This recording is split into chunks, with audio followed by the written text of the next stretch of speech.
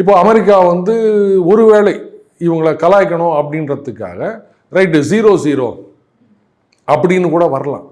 அப்போ என்ன ஆகும், சீனாக்கோ ரஷ்யாக்கோ இல்லை பிரிக்ஸில் இருக்க மற்ற நாடுகளுக்கோ என்னென்ன இவங்க அந்த பக்கம் ஒரேடியாக போயிட்டாங்களா அப்படின்ற சந்தேகம் வந்துருச்சுன்னு வச்சுக்கோங்களேன், நாளைக்கு நம்மளோட அந்த இப்போ இருக்கின்ற அந்த பௌர்ணமி நட்புறவுன்றது இருக்காது. அந்த நேரத்தில் மறுபடியும் ட்ரம்ப் வேலையை காட்ட ஆரம்பித்தார் அப்படின்னா இங்கேயும் இல்லை அங்கேயும் இல்லை, அரசனை நம்பி புருஷனை கைவிட்டா மாதிரி ஆயிரும். அது மோடி அவர்களுக்கும் நல்லாவே தெரியும். அண்டு நம்ம மத்திய அமைச்சர்கள் இருக்க எல்லாரும் அதை நல்லா புரிஞ்சு வச்சுருக்காங்க. குறிப்பாக நமது எக்ஸ்டர்னல் அஃபேர்ஸ் மினிஸ்டர் முதற்கொண்டு எல்லாருக்குமே அது தெரியும். ஸோ அதில் வந்து ரொம்ப காஷியஸாக தான் இருப்பாங்க. அது பாருங்க, நாங்கள் எல்லாருக்கும் ஃப்ரெண்டு, யாரையும் நாங்கள் இனிமையாக நினைக்கிறதில்ல. நீ எங்களை எதிரியாக நினச்சா நாங்கள் அந்த மாதிரி இது பண்ணிட்டு போகிறோம், அவ்வளோதான்.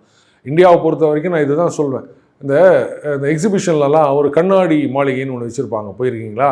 நிறைய கண்ணாடி இருக்கும். ஒரு கண்ணாடியில் வந்து உங்களை தம்ம தூண்டு காமிக்கும், ஒரு கண்ணாடி இவ்வளோ பெருசாக காமிக்கும், ஒல்லியாக காமிக்கும், குண்டாக காமிக்கும். இந்த மாதிரி இந்தியாவை பொறுத்த வரைக்கும் உங்களை 2 மடங்கு பெரிதாக காமிக்கின்ற கண்ணாடி. நீங்கள் என்ன உணர்ச்சியை காமிக்கிறீங்களோ அதை நாங்கள் 2 மடங்காக காமிப்போம்.